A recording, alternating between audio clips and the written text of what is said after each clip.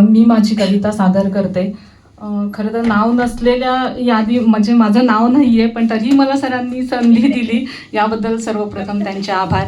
आणि माझी जी कविता आहे ती मी मागच्या वेळीही सादर केली होती, पण परत ती कविता मला लोकांपर्यंत पोचवायची आहे, यासाठी मी पुन्हा ती सादर करते.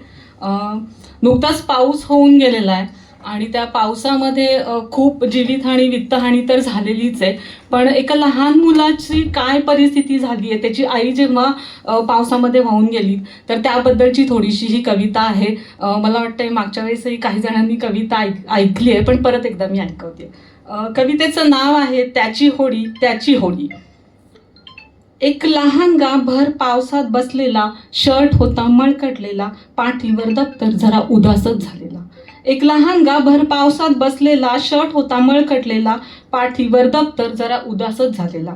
हातातली कागदाची होडी, हातातली कागदाची होडी, हळूच तो पाण्यात सोडी. हातातली कागदाची होडी, हळूच तो पाण्यात सोडी. मी म्हणे वा मस्त चालली रे तुझी होडी.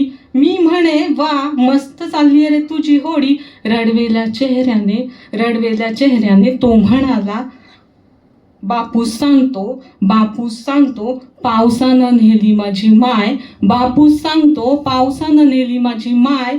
तिला आणाया सोडली मी होडी. तिला आणाया सोडली मी होडी. वाहून गेलेल्या पाण्याचा ढग बनतो असा. वाहून गेलेल्या पाण्याचा ढग बनतो असा. परसाचलेल्या पाण्यात माय दिसत नाही मी निजूर कसा.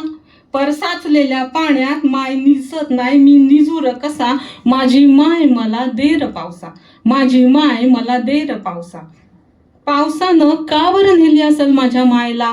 ह्याच्यामध्ये थोडंसं त्याची किती निरागसता आहे तर हे आपल्याला कळून येईल. पावसानं का बरं नेली असेल माझ्या मायला. कोण नसेल का त्याला भाकरी करून द्यायला. कोण नसेल का त्याला भाकरी करून द्यायला. त्याला सांग चाळ्यातल्या भातानं माझं बी पोट भरत नाही. त्याला सांग चाळ्यातल्या भातानं माझं बी पोट भरत नाही. माझी धाडून दे की माय. माझी धाडून दे की माय. तू ये की र घराकडं रोज मायच्या हातची भाकर खाय. तू ये की र घराकडं रोज मायच्या हातची भाकर खाय. म्हणजे ज्या पावसानं त्याची आई नेलीये तिलाच तो परत बोलवतोय.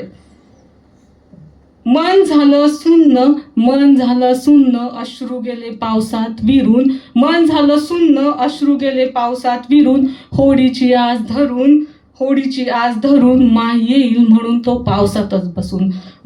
पावसातच बसून. कशी सोडवायची याच्या ममतेची अन भाकरीची कोडी. कशी सोडवायची याच्या ममतेची अन भाकरीची कोडी.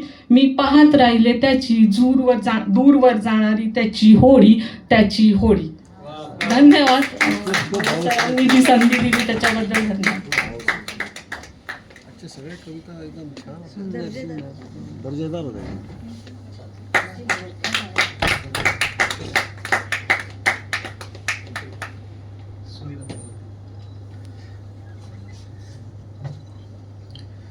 अनुपमा ढमाल यांनी अतिशय हृदयद्रावक अशी कविता सादर केलेली आहे.